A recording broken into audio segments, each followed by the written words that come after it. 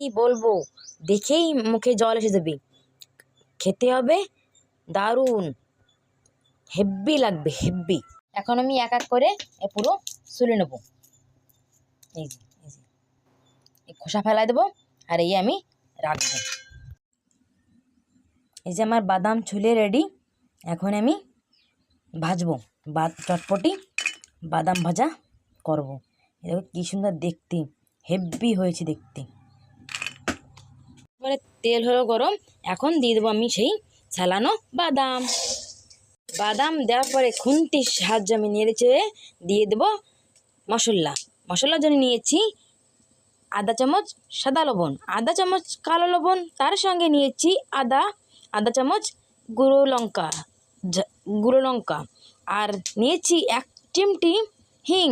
হিং দেওয়ার কারণ হচ্ছে আমার পাচন শক্তি ভালো হবে, তাই দিচ্ছি হিং।